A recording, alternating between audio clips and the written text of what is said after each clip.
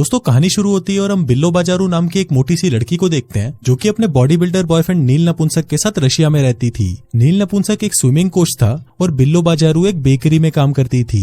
हम देखते हैं कि जब नील नपुंसक पहली बार बिल्लो बाजारू से मिला था तो वो एकदम माल दिखा करती थी, लेकिन फिर नील से मिलने के बाद उसके पास सिर्फ 2 ही काम रह गए थे, दिन में खाना और रात में बजवाना, जिस वजह से बिल्लो बाजारू का वजन बढ़ता चला गया। फिर एक दिन बिल्लो बाजारू और नील नपुंसक को एक शादी में जाना था। यहाँ पर बिल्लो बाजारू पिछले महीने लाए हुए अपने नए कपड़ों को पहनने की कोशिश करती है, लेकिन उसकी चूचियां और चूतड़ मोटे होने की वजह से उसे कुछ भी फिट नहीं आता। अब उसके बॉयफ्रेंड नील नपुंसक को इस बारे में पता था कि उसकी गर्लफ्रेंड एक भैंस बन चुकी है, लेकिन वो इस बारे में उसे कुछ नहीं बोलता ताकि उसे बुरा ना लगे। अब फाइनली बहुत कड़ी मेहनत के बाद उसे एक ड्रेस फिट आ जाती है और वो उसे पहनकर तैयार हो जाती है। लेकिन जब नील नपुंसक की नजर उस पर पड़ती है तो वो ये देखकर हैरान हो जाता है कि बहन ये तो पूरा हाथी का बच्चा बन चुकी है। वो सोचने लगता है कि अगर शादी में मेरे दोस्तों ने मुझे इसके साथ देख लिया तो वो सभी मेरी कहकर ले लेंगे। जिसके बाद वो उसके सामने बहाने लगाने लगता है कि जाने मन अगर तुम्हारा मन नहीं है तो जरूरी नहीं कि तुम भी साथ चलो। अब यहाँ पर हम देखते हैं कि बाजारू बिल्लो खुद अपने शरीर को लेकर इतनी परेशान हो गई थी कि शर्म के मारे वो खुद भी शादी में जाने से मना कर देती है।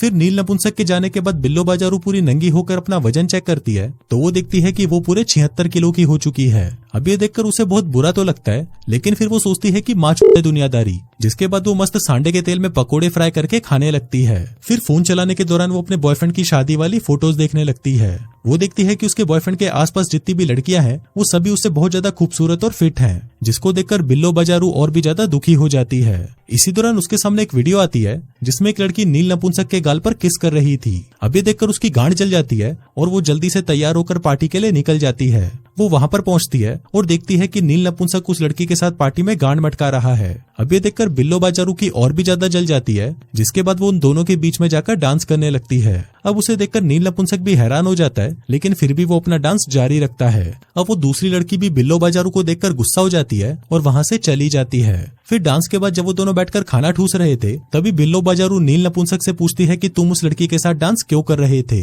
अब ये सुनते ही नील नपुंसक की गांड जल जाती है और वो उसे कहता है कि साली मोटी तेरे को क्या मतलब है, तू तो वैसे भी खा खा कर भैंस बन चुकी है, दिन भर बस खाती रहती है और बजवाती रहती है और इसके अलावा तुझे और कोई काम नहीं है। अब ये सुनते ही बिल्लो बाजारू रोने लग जाती है, लेकिन इससे पहले कि वो उसे कुछ कहती तभी वहाँ पर दूल्हा दुल्हन उससे मिलने आ जाते हैं। लेकिन तभी दुल्हन बिल्लो बाजारू से पूछती है कि क्या तुम प्रेग्नेंट हो। अब ये सुनकर बिल्लो बाजारू बहुत एम्बैरेस हो जाती है और वहीं नील नपुंसक भी उसे गुड बाय बोलकर हमेशा हमेशा के लिए चला जाता है। अब इस बात से बिल्लो बाजारू बहुत अपसेट हो जाती है और रोती रोती वहाँ से सीधा अपने माँ के घर आ जाती है, जो कि एक कबाड़ी के साथ रहती थी और उससे दिन रात अपनी बजवाती रहती थी।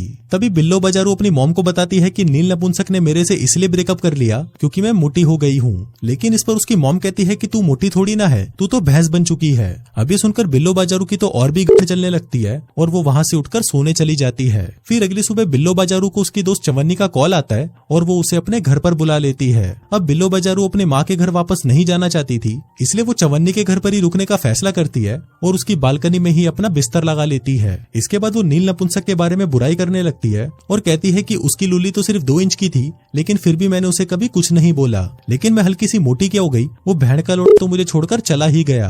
तभी चवन्नी उसे बताती है कि तेरा चूतिया बॉयफ्रेंड तेरा सारा सामान मेरे घर के बाहर ही फेंक गया। अब क्योंकि बिल्लो बाजारू बहुत ज्यादा अपसेट थी, इसलिए वो चवन्नी के घर पर तब तक रहती है जब तक वो नील नपुंसक की यादों को भुला ना दे। लेकिन इससे भी उसे कोई फायदा नहीं होता। वो दिन रात बस नील नपुंसक को याद करके रोती रहती थी और चवन्नी से उसकी बुराई करती रहती थी कि वो बहन का मुझे छोड़कर चला गया। वहीं चवन्नी और उसका हस्बैंड उसे खुश करने की बहुत कोशिश करते हैं, लेकिन इससे कोई फायदा नहीं होता। अब बिल्लो बाजारू की ऐसी हालत को देखकर चवन्नी उसे अपने एक दोस्त की कहानी सुनाती है, जिसको भी उसके बॉयफ्रेंड ने गांड पर लात मारकर भगा दिया था क्योंकि वो भी मोटी हो गई थी। लेकिन उस लड़की ने तुम्हारी तरह रोने की बजाय जिम जाना शुरू किया और सिर्फ 1 महीने में वो किसी मॉडल की तरह पतली हो गई। फिर ये देखकर उसके बॉयफ्रेंड की इतनी जली कि उसने अपनी लुल्ली ही काट डाली। अब ये सुनकर बिल्लो बाजारू भी बहुत मोटिवेट हो जाती है और अगले दिन पहली बार जिम में जाती है। अब उसे वहाँ पर चीजों को इस्तेमाल करने में थोड़ा टाइम तो लगता है, लेकिन धीरे धीरे वो सभी चीजों का इस्तेमाल करना सीख जाती है। लेकिन फिर जिम से बाहर आते ही वो अपनी पूरी मेहनत की माँ कर रख देती है, क्योंकि वो एक कैफे में जाकर वहाँ पर बर्गर ठूसने लग जाती है। तभी वहाँ पर चवन्नी आती है जो कि उसी कैफे में काम करती थी और वो उसका खाना उठाकर उसे कचरे में डाल देती है। इसके बाद वो उसे बाहर लेकर जाती है और उसे कहती है कि साली मोटी तू क्या खाने के बिना 1 घंटे भी जी नहीं सकती, जिस पर बिल्लो बाजारू उसे कोई जवाब नहीं देती। फिर रात को बिल्लो बाजारू अपने पूरे शरीर पर क्रीम लगाकर उसे एक प्लास्टिक रैप से बांध देती है, क्योंकि उसे लग रहा था कि शायद ऐसा करने से उसका वजन 1-2 किलो कम हो जाएगा।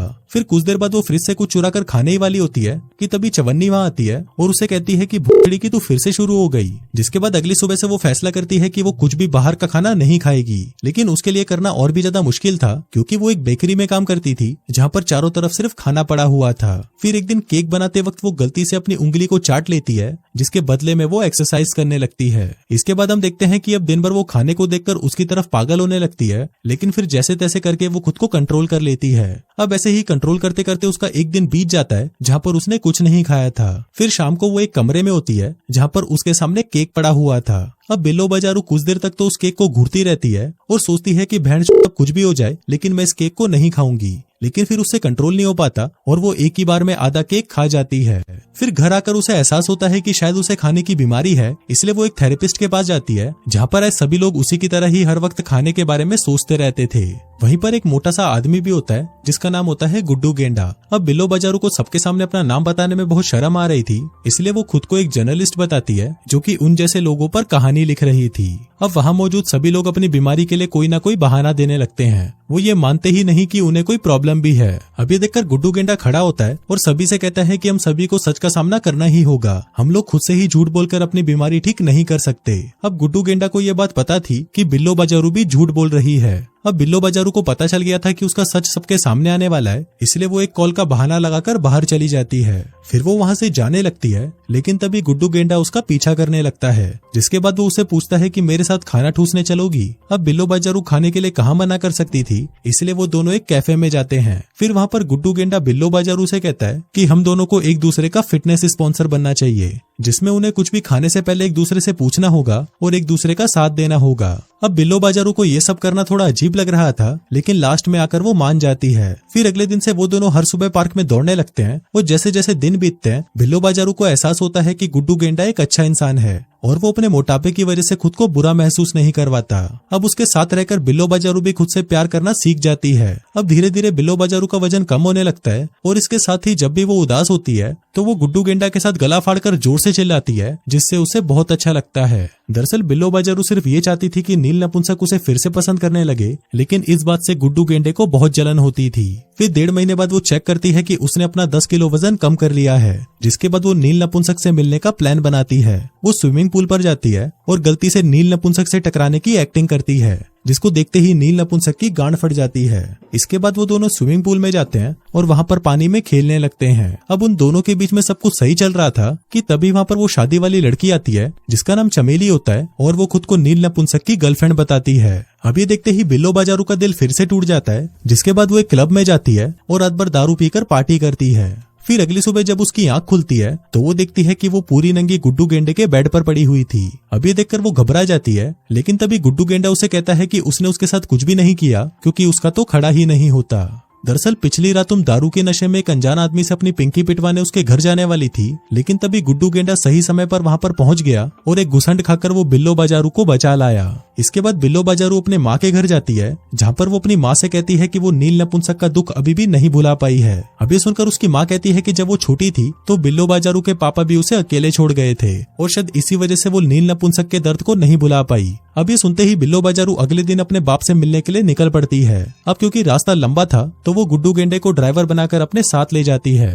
रास्ते में गुड्डू गेंडा उसके साथ मजदूरी करने की बहुत कोशिश करता है, लेकिन बिल्लो बाजारू उसे हाथ तक नहीं लगाने देती। अब आखिरकार बिल्लो बाजारू अपने बाप झोपड़पट्टी से मिल जाती है, जहाँ पर वो उससे पूछती है कि आखिर वो उसे छोड़कर क्यों चले गए। जिस पर झोपड़पट्टी उसे याद दिलाता है कि बेटा मैं तुम्हारे जन्मदिन पर तुमसे मिलने आया था, लेकिन तुमने मुझे चूतिया बोलकर वहाँ से भगा दिया। फिर उसी रात बिल्लो बाजारू ने गलती से एक मोमबत्ती गिरा दी, जिससे पूरे घर में आग लग गई। अब ये देखकर उसका बाप उस पर चिल्लाने लगता है और उसे उसकी जान की कोई परवाह नहीं होती। अब ये देखकर बिल्लो बाजारू बहुत दुखी हो जाती है और अपना सामान लेकर वहाँ से निकल जाती है। फिर अगले दिन अपने घर जाने से पहले बिल्लो बाजारू गुड्डू गेंडे की नाक पर किस करती है। अब ये देखकर गुड्डू गेंडा खुशी से पागल हो जाता है। फिर वो भी उसे कोई गिफ्ट देना चाहता था, लेकिन उसके पास पैसे नहीं थे, इसलिए वो अपनी घड़ी बेच देता है और इसके बदले वो बिल्लो बाजारू के लिए फूल खरीदता है। वहीं नील नपुंसक की लुल्ली भी बिल्लो बाजारू को देखने के बाद अभी भी खड़ी थी, इसलिए वो उसे माफी मांगने के लिए उसके घर आ जाता है। अब यहाँ पर बिल्लो बाजारू अभी भी उसे अपनी पिंकी पिटवाना चाहती थी, इसलिए वो दोनों वहीं पर ही मजदूरी करना शुरू कर देते हैं। उधर गुड्डू गेंडा भी बिल्लो बाजारू के लेने उसके घर पहुंचता है, लेकिन तभी वो देखता है कि नील नपुंसक ने तो बिल्लो बाजारू को घोड़ी बना रखा है।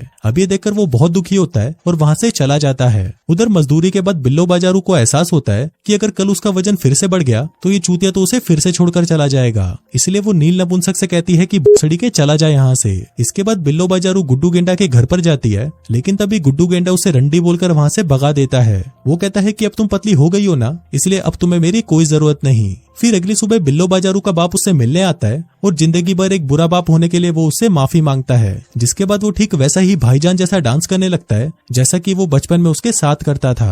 फिर अगले दिन बिल्लो बाजारू गुड्डू गेंडा से मिलने एक मैराथन में पहुंचती है, जहां पर वो उसे कोल्ड ड्रिंक पीता देख उसकी बोतल छीन लेती है और उसे कहती है कि भोसड़ी के मैं अभी भी तेरी स्पॉन्सर हूँ। वो उसे कहती है कि तुम्हारा वजन अभी भी कम नहीं हुआ, इसलिए मैं अभी भी तुम्हारी स्पॉन्सर ही हूँ। इसके बाद वो दोनों मैराथन में भागते हैं और पूरी मेहनत से उसे कंप्लीट भी कर लेते हैं, जिसके बाद फाइनली गुड्डू गेंडा आगे बढ़कर बिल्लो बाजारू को किस करता है। अब यहाँ पर बिल्लो बाजारू को एहसास होता है कि एक गुड्डू गेंडा ही है जो उसे वो जैसी है वैसा ही पसंद करता है। उसने कभी भी उसके शरीर से प्यार नहीं किया और उसी ने ही उसे खुश रहना सिखाया। अब ये सब देखकर बिल्लो बाजारू भी उसकी गर्लफ्रेंड बनने के लिए तैयार हो जाती है और वो दोनों खुशी खुशी साथ रहने लगते हैं। और इसी के साथ ही ये कहानी यहीं खत्म हो जाती है।